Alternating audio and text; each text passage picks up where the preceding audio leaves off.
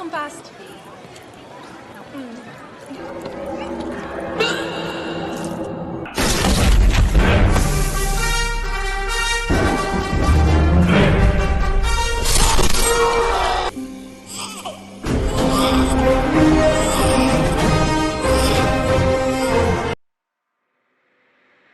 Halo guys, apa kabar semuanya? Selamat datang kembali di channel Mr. Black. Di video kali ini, saya akan menjelaskan alur cerita film India yang tidak hanya sekedar nyanyi dan berjoget saja, yaitu Mersal. Film yang dirilis pada tahun 2017 ini menceritakan tentang sisi kelam dunia kedokteran yang terjadi di India dan mungkin juga terjadi di negara lain.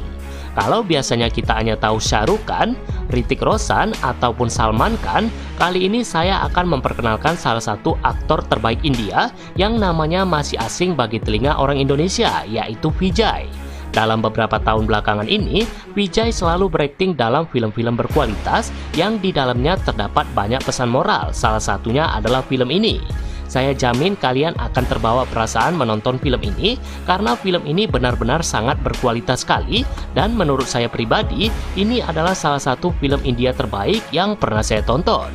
Oke guys, tanpa berlama-lama lagi, langsung saja kita masuk ke alur ceritanya. Ini dia videonya.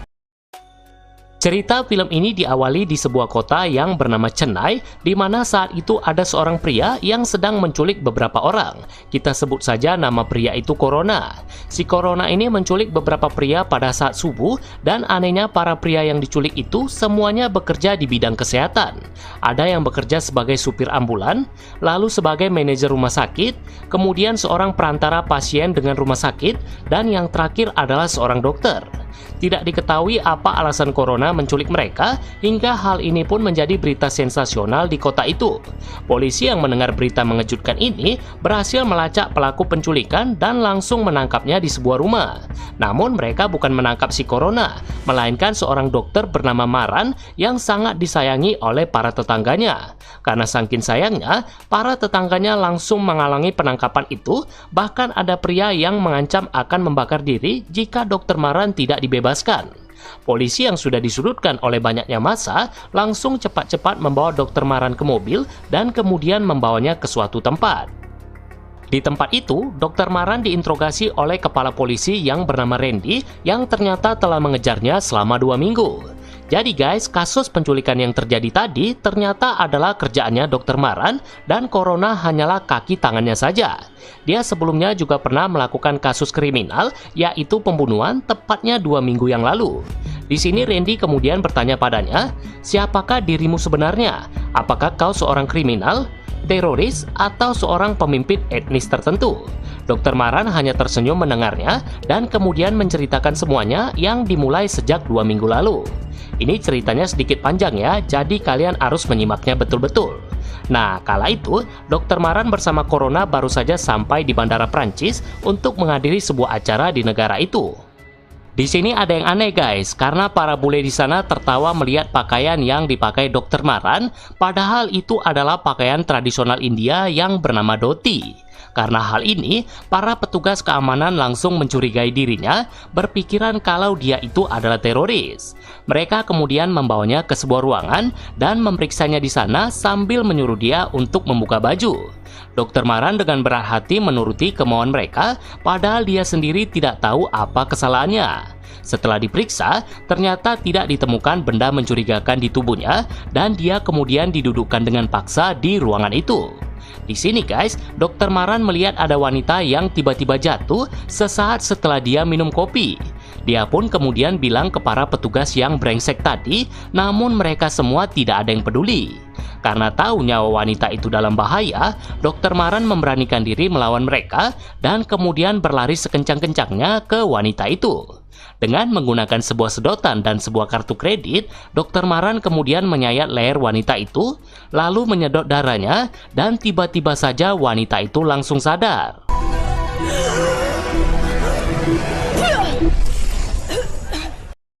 Seketika itu pun semua orang langsung tepuk tangan melihat hal yang tidak biasa itu. Tak lama kemudian, beberapa petugas kesehatan datang bersama dengan seorang dokter. Si dokter yang tahu tentang Dr. Maran langsung memberitahu pada si wanita kalau dia adalah salah satu dokter bedah terbaik di dunia. Wanita itu kemudian berterima kasih padanya, sementara para petugas keamanan yang brengsek tadi langsung meminta maaf pada Dr. Maran. Dr. Maran pun tidak mempermasalahkan itu, namun ada satu hal yang dibilang olehnya, yaitu jangan melihat buku dari sampulnya saja atau jangan melihat orang dari luarnya saja.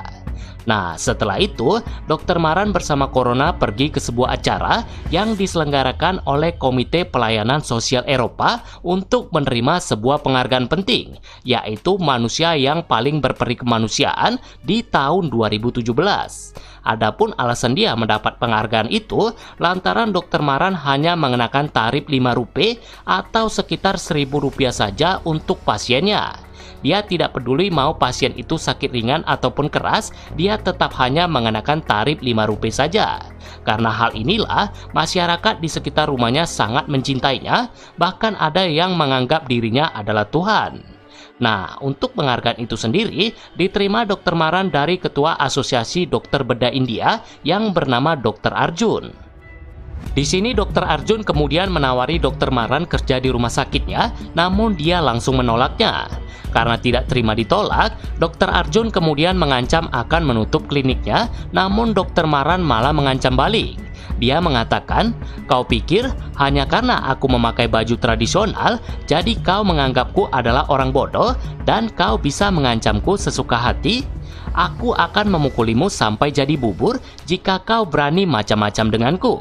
Setelah mengatakan itu, Dr. Maran langsung pergi dari sana, meninggalkan Dr. Arjun yang gemeteran setelah mendengar perkataan itu. Nah, pada malam harinya, Dr. Maran bersama Corona pergi ke coffee shop dan bertemu dengan seorang wanita cantik yang ternyata adalah asistennya Dr. Arjun. Kita sebut saja namanya Angel. Angel yang saat itu bersama temannya ingin memesan kopi, namun uang mereka kurang. Di sini unik nih guys, karena selain seorang dokter, ternyata Dr. Maran juga jago bermain sulap. Dia kemudian menyulap uang Angel yang hanya €5 menjadi €40 untuk membeli 4 cangkir kopi. Spontan Angel pun langsung tercengang melihat sulap itu dan mereka pun kemudian berkenalan. Nah, tak lama kemudian, tiba-tiba saja datang sekelompok orang ke sana untuk merampok toko dan juga para pelanggan. Dengan menggunakan berbagai jenis sulap, dibarengi dengan kemampuan berkelahi yang hebat, Dr. Maran lalu memukuli para perampok itu dan kemudian kabur dari sana. Keesokan harinya, Dr. Maran mengajak Angel ketemuan di sebuah taman untuk memberitahu sesuatu. Katanya, dia akan melakukan pertunjukan sulap di sebuah gedung dan dia ingin Angel membawa bosnya untuk menyaksikan acara itu. Angel pun mengiyakan permintaan Dr. Maran dan pada malam harinya, Angel, Dr. Arjun, dan banyak orang bule datang ke sana untuk menyaksikan acara itu. Dengan memakai topeng seperti Zorro, Dr. Maran pun langsung memulai pertunjukan sulapnya.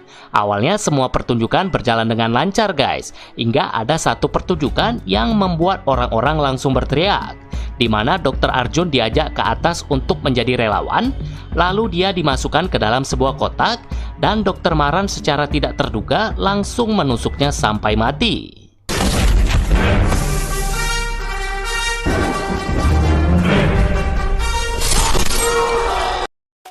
Tidak diketahui ya apa alasan Dr. Maran membunuh Dr. Arjun, tapi sebelum menusuknya, Dr. Maran sempat bilang kalau ini adalah karma karena Dr. Arjun pernah melakukan kesalahan besar pada masa lalu.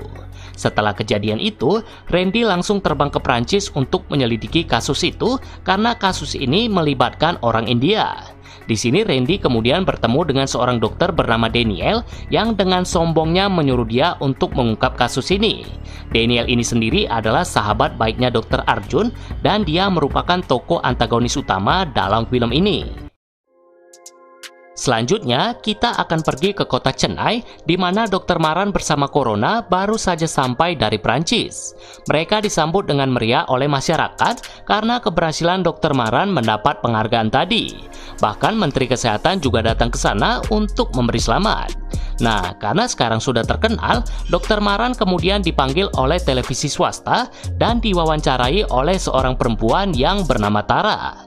Di sini Tara menanyakan berbagai pertanyaan kepada Dr. Maran dan dia pun menjawab semuanya dengan sangat baik.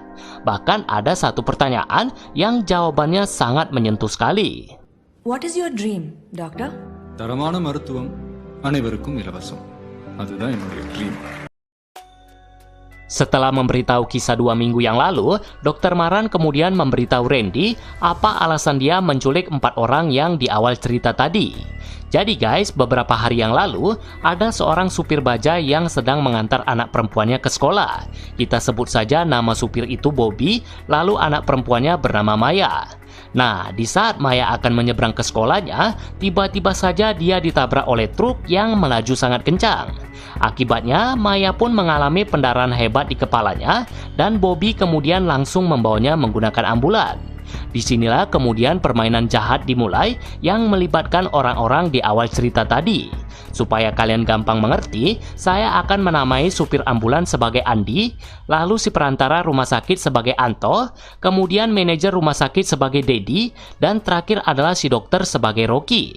Nah, saat perjalanan ke rumah sakit, Andi menelepon Anto menanyakan ke rumah sakit mana dia harus membawa pasien ini. Katanya, dia harus membawanya ke rumah sakit bernama Unimersi karena mereka menawarkan uang masuk lebih besar dari rumah sakit lain.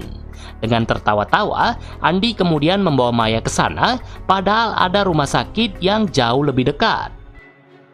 Setelah sampai di sana, Bobby langsung membawa Maya masuk ke dalam, sementara Dedi yang merupakan manajer rumah sakit lalu menyuruh Bobby untuk membayar berapapun yang dia punya sekarang.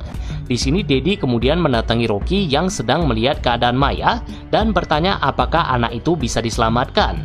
Kata Rocky, jika saja anak ini ditangani 10 menit lebih awal, maka nyawa anak ini akan bisa selamat.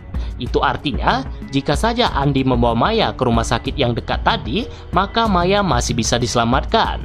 Di sini Dedi kemudian bilang, kita harus merahasiakan ke ayahnya kalau anak ini tidak bisa diselamatkan lagi. Kita harus bilang anaknya masih bisa selamat jika dilakukan operasi.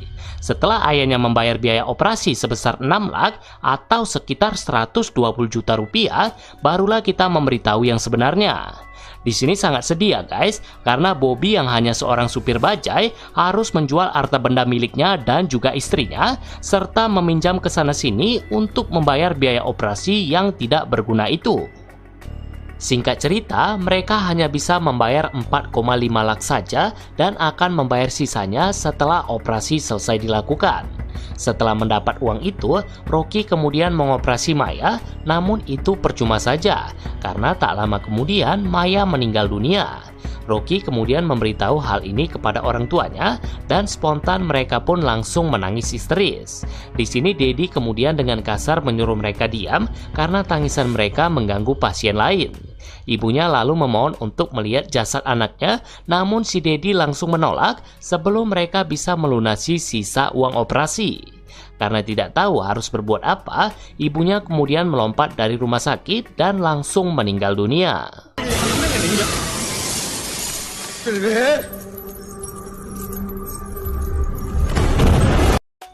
Setelah mendengarkan kisah itu, Randy langsung meneteskan air mata karena tidak menyangka hal tersebut bisa terjadi.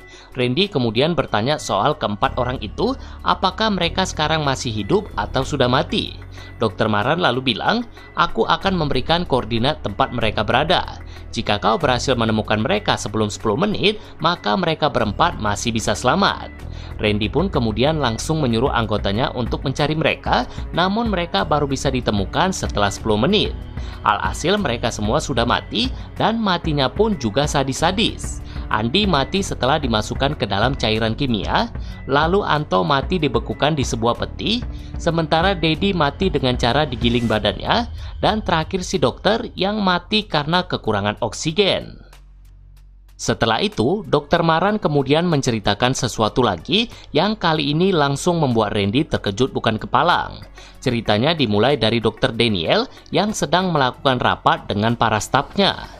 Dr. Daniel yang ternyata adalah pemilik rumah sakit tadi menyuruh stafnya untuk membersihkan nama rumah sakit yang sudah tercoreng lantaran peristiwa bunuh diri yang terjadi tadi. Nah, di sela-sela itu, dia melihat rekaman wawancara Dr. Maran di televisi dan seketika itu pun dia langsung mengingat sebuah kejadian. Tidak diketahui ya kejadian apa yang dimaksud, namun Dr. Daniel tampak kesal sekali setelah melihat wajahnya Dr. Maran. Saking kesalnya, dia kemudian menyuruh anak buahnya yang bernama Cassie untuk membunuh dokter itu.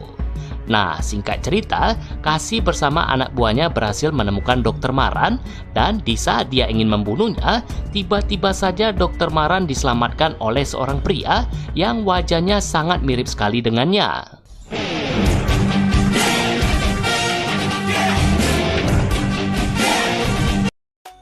Setelah kejadian itu, Corona tiba-tiba muncul dengan sebuah mobil dan kemudian membawa Dr. Maran ke suatu tempat. Sementara pria yang tadi menyelamatkannya langsung masuk ke rumah Dr. Maran dan berpura-pura sebagai dirinya. Dia kemudian mengirim lokasi keberadaannya pada Randy agar dia bisa ditangkap. Jadi guys, pria yang sedang diinterogasi oleh Randy sekarang bukanlah Dr. Maran, melainkan seorang pesulap hebat yang bernama Wetri. Wetri lah orang yang memukuli para perampok di Prancis tadi, dan dia jugalah orang yang telah membunuh Dr. Arjun. Adapun alasan dia ingin ditangkap Randy agar bisa menceritakan semua ini, karena dia tahu Randy adalah polisi baik dan berharap Randy bisa mengerti alasan dia melakukan ini.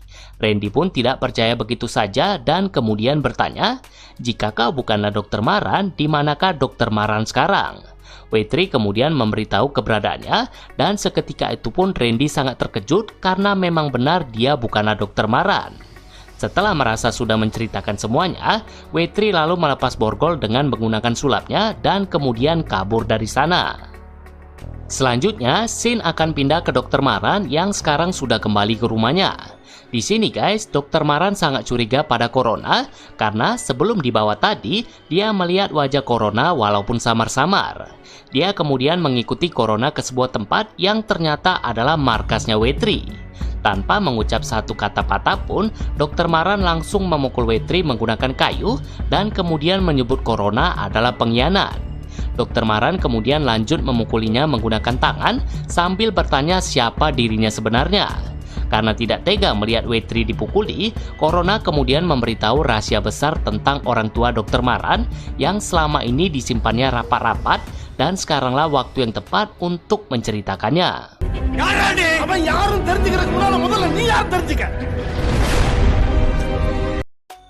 Jadi guys, pada tahun 1990, Dr. Maran yang saat itu masih berumur 5 tahun tinggal bersama ayahnya yang bernama Wetri Maran dan ibunya yang bernama Aisu. Wetri Maran adalah orang yang sangat disegani di desanya karena dia adalah orang yang sangat pemberani. Jika ada sesuatu yang terjadi di sana, maka dialah orang pertama yang akan maju untuk menghadapinya. Begitu juga ketika ada orang yang ingin mengambil paksa tanah di desa itu, Wetri Maran lah yang langsung mengatasinya. Untuk mencegah orang-orang itu tidak datang lagi, dia kemudian bersama warga bergotong royong untuk membangun sebuah kuil di tanah tersebut. Nah, di saat mereka sedang melakukan acara peletakan batu pertama, tiba-tiba saja tempat itu kebakaran. Akibat kebakaran itu, ada beberapa anak kecil yang menjadi korban dan mereka kemudian dibawa ke rumah sakit yang jaraknya sangat jauh. Karena hal ini, ada 2 anak kecil yang tidak bisa diselamatkan lantaran mereka kurang cepat sampai ke sana. Jika saja mereka sampai 10 menit lebih awal, maka kedua anak itu pasti bisa diselamatkan. Wetri Maran yang mendengar ini langsung sangat sedih dan memutuskan untuk membangun rumah sakit alih-alih membangun sebuah kuil. Karena membangun rumah sakit membutuhkan biaya banyak, masyarakat desa menyumbang emasnya untuk dijual dan uangnya dipakai untuk membangun rumah sakit itu. Nah, singkat cerita, sekitar 9 bulan kemudian, rumah sakit itu pun selesai dibangun dan di saat yang sama, Aisyu sedang hamil besar alias sebentar lagi akan segera melahirkan. Nah, di sini guys, dokter yang dipanggil untuk bertugas di sana ternyata adalah Dr. Daniel dan juga Dr. Arjun. Awalnya semua berjalan dengan lancar dan warga di sana sangat senang dengan pelayanan mereka. Hingga pada suatu hari, Dr. Daniel menipu Wetri Maran untuk menandatangani surat hak milik rumah sakit itu. Kini rumah sakit itu pun menjadi miliknya dan dia pun mulai berbuat ulah. Ulahnya juga tidak tanggung-tanggung guys, di mana dia bersama Dr. Arjun berencana untuk mengoperasi kandungan Aisyu yang saat itu akan melahirkan. Padahal tidak ada masalah dengan kandungannya dan dia pun seharusnya bisa melahirkan secara normal. Sebenarnya tidak ada masalah sih kalau mereka melakukan operasi sesar, hanya saja mereka tidak mengerti soal anestesi atau obat bius. Dia kemudian menyuruh Dr. Arjun untuk mencoba-coba, atau kata lainnya Aisyu dijadikan kelinci percobaan. Sebelum melakukan operasi itu, Dr. Daniel bilang ke Wetrimaren kalau bayinya terlilit tali pusar, jadi mau tidak mau mereka harus melakukan operasi sesar. Wetrimaren yang tidak tahu sedang dibohongi langsung menandatangani surat persetujuan dan kemudian menunggu bersama Maran sampai operasi selesai. Awalnya operasi itu berjalan dengan lancar, hingga bayi yang keluar tidak bernapas sama sekali dan tubuhnya Aisyu tiba-tiba mengalami kejang.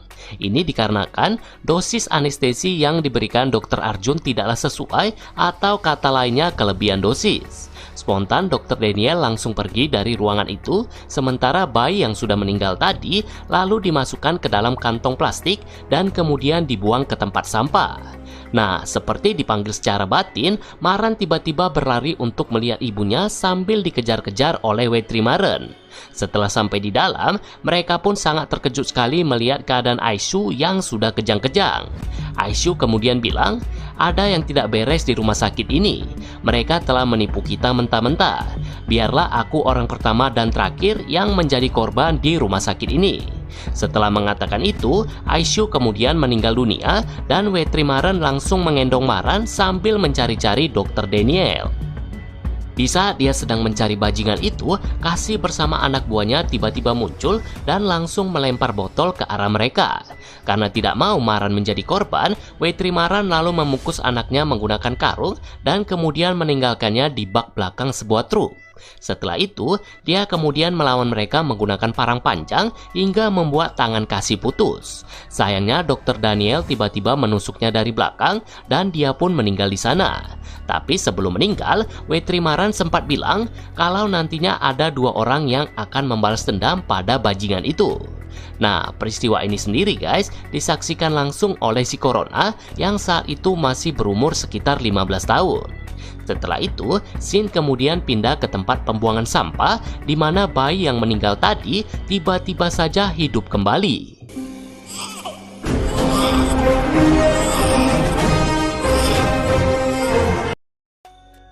Setelah kejadian itu, Corona kemudian membawa Wetri pergi dari sana dan mereka ditemukan oleh seorang pesulap yang kebetulan sedang melakukan pertunjukan di daerah itu, yaitu Gosalim. Dia pun kemudian mengadopsi mereka berdua sembari mengajarkan ilmu sulap kepada Wetri.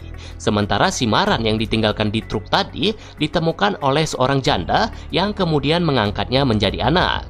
Nah, setelah mengetahui cerita tentang kedua orang tuanya, Dr. Maran pun kemudian menangis dan langsung memeluk adiknya. Tak lama kemudian, polisi tiba-tiba datang ke sana untuk membawa Wetri ke kantor polisi.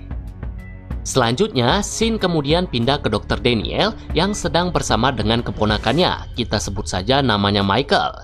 Di sini mereka mendapat kabar bahwa Wetri telah dipenjara dan Dr. Daniel pun pergi ke sana untuk melihatnya. Sementara si Michael disuruh pergi ke kliniknya Dr. Maran untuk memaksanya menandatangani sebuah surat.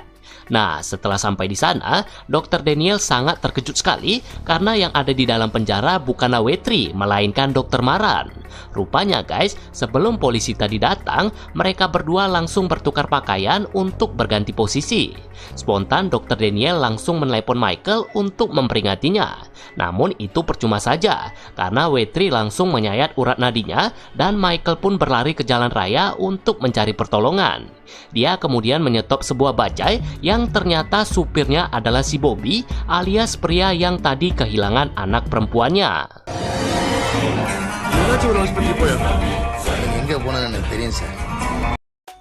Setelah itu, Sin kemudian pindah ke Dr. Daniel yang sekarang sedang mencari Wetri di markasnya bersama dengan beberapa anak buahnya. Sama seperti yang pernah dilakukannya dulu, Wetri mengajar mereka dengan menggunakan botol dari berbagai arah.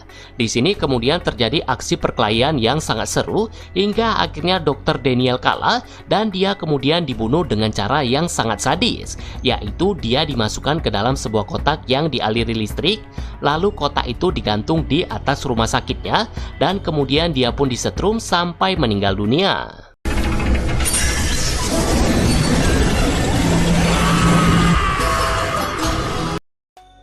Selanjutnya, Wetri kemudian ditanyai beberapa pertanyaan seputar alasan dia melakukan ini.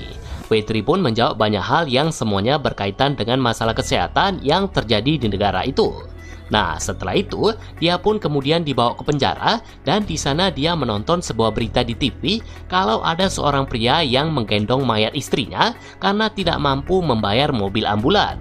Scene di film ini kemudian ditutup dengan Wetri yang tiba-tiba saja menghilang setelah mendengar berita yang sangat menyedihkan itu.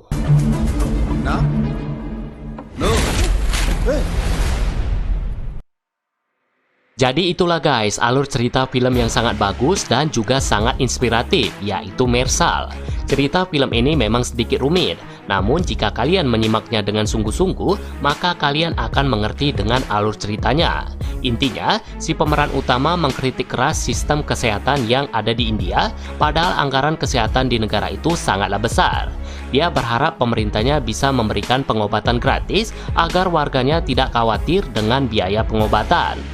Oke guys, saya rasa videonya sampai di sini dulu dan sampai jumpa lagi di video-video selanjutnya. Bye-bye.